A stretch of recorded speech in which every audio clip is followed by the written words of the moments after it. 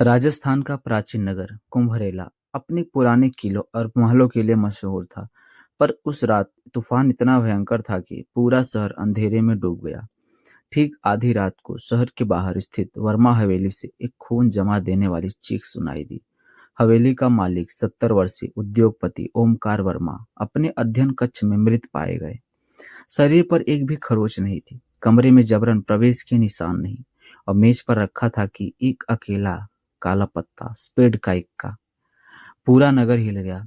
Case सौंपा गया Rajasthan police के प्रसिद्ध परंतु विवादित आईपीएस अधिकारी आरव राठौड़ को। उनकी पहचान थी कि वो अजीबोगरीब अनोखे अपराधों की जांच में माहिर व्यक्ति थे।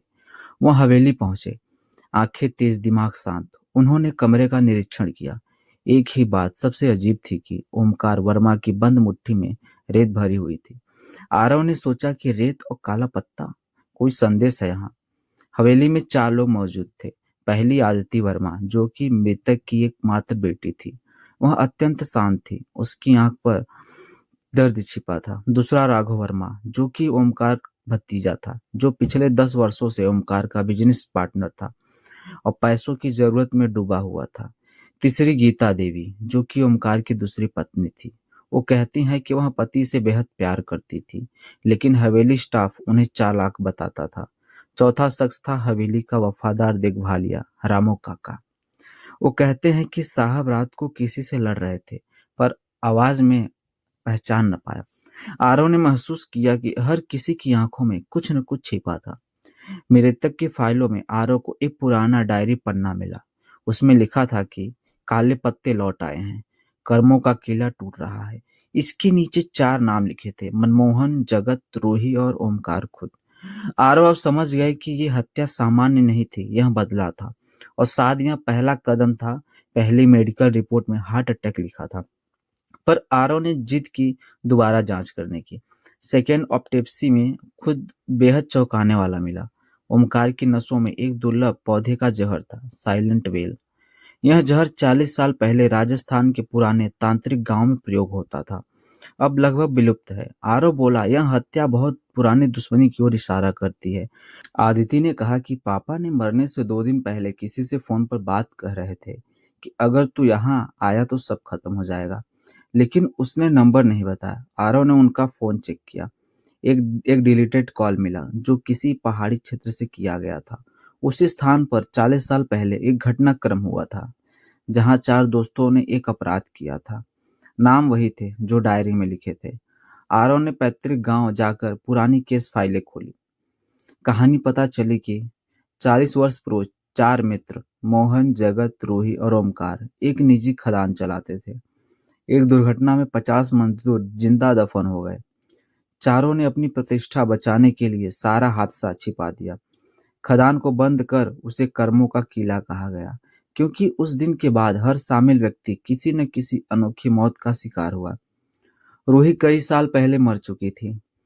मनमोहन और जगत शहर में अलग अलग रहते थे। अब केवल ओमकार ही बचे थे, जिसे मारा गया, और हत्यारे ने छोड़ दिया काला पत्ता, कर्मों का काला चिन्ह। जांच आगे बढ़ ही रही थी कि समाचार आया।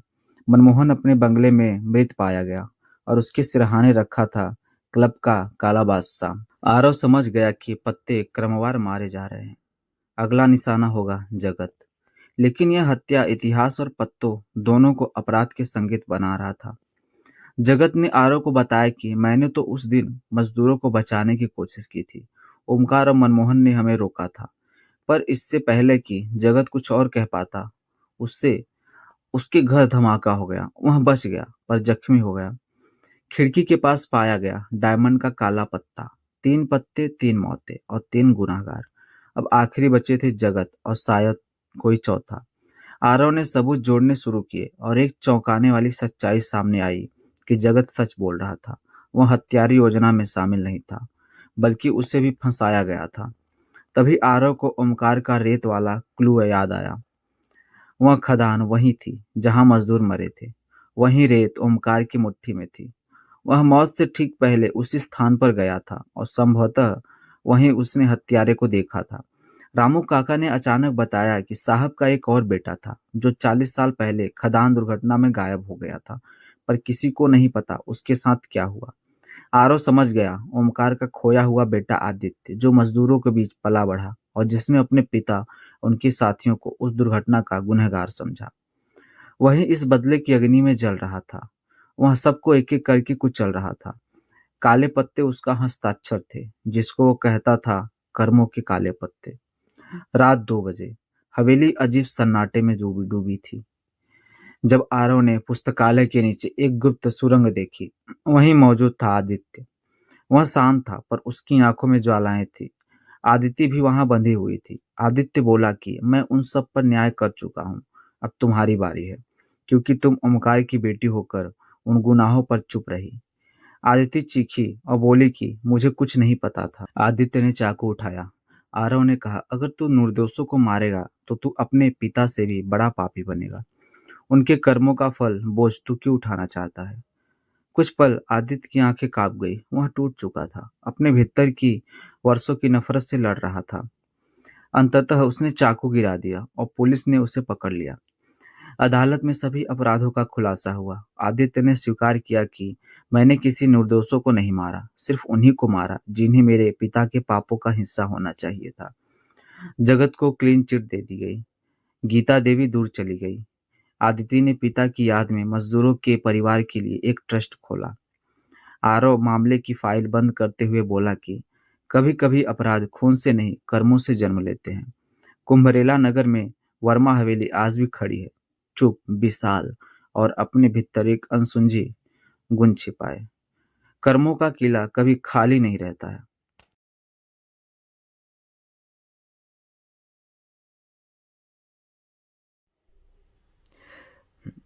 कहानी यहीं समाप्त होती है। यदि आपको यह कहानी पसंद आई हो तो कृपया वीडियो को लाइक करें, चैनल को सब्सक्राइब करें और इस वीडियो को अपने प्रियजनों के साथ शेयर करना ना भूलें और बेल आइकन को दबाना ना भूलें, ताकि हमारी अगली कहानी आप तक जल्दी पहुंचे। ऐसे ही और कहानियां सुनने के लिए चैनल से जुड़े रहिए। धन्यवाद।